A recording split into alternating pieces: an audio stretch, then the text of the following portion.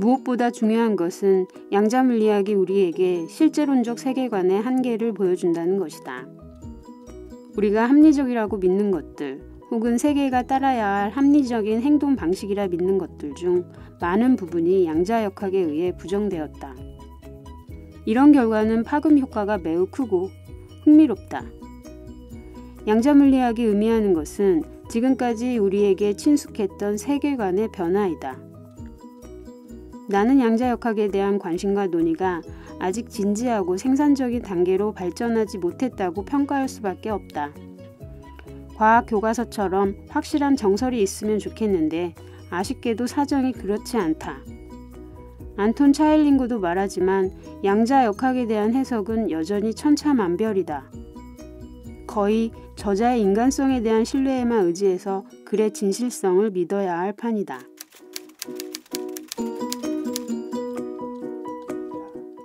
오늘의 문장은 2022년 노벨 물리학상을 받은 안톤 차일링거의 아인슈타인의 베일에서 발췌했습니다.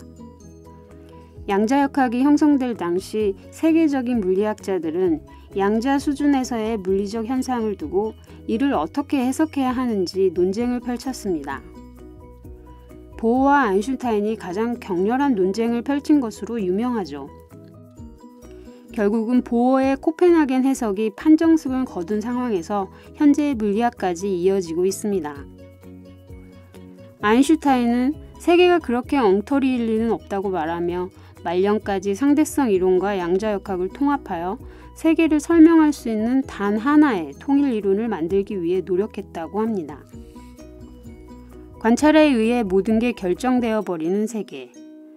살아있는 동시에 죽어있는 슈레딩거의 고양이. 아무리 멀리 떨어져 있어도 영향을 미칠 수 있는 양자 얽힘 등 상식적인 수준에서는 이해할 수 없는 현상들이 물리적 사실로 인정받고 있습니다. 인류는 이미 양자 현상을 바탕으로 기술 발전을 이뤄나가고 있죠. 입자가 왜 그렇게 움직이는지는 모르겠지만 입자가 나타나는 방식을 바탕으로 양자 컴퓨터를 만들 수 있는 것입니다. 과학 교과서처럼 확실한 정설이 있으면 좋겠는데 양자역학의 정설은 해석입니다. 그렇게 해석하는 것이 현재로서는 가장 타당하다는 것입니다. 양자 얽힘의 권위자인 안톤 차일링거는 이 책에서 실제는 정보다라는 해석을 추가하였습니다. 보호가 말했듯이 물리학은 세계가 어떻게 되어 있는지 알아내는 것이 아니라 인간이 말할 수 있는 것이 무엇인지를 알아내는 것입니다. 그 이상은 인간 차원에서는 관찰 자체가 불가능하고 관찰하더라도 인간의 수준에 맞게 조립된 채 마주하게 됩니다. 인간에게 보이는 것은 실제가 아닙니다. 어떻게 보는 것이 맞는지는 권위 있는 물리학자의 주장이나 힘의 논리로 정해집니다.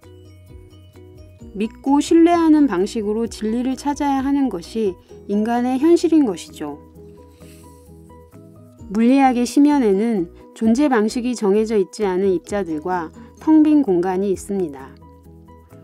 의식 탐구를 다루는 서적들이 양자역학을 가져와 의식의 단초를 설명하는 이유가 여기에 있습니다.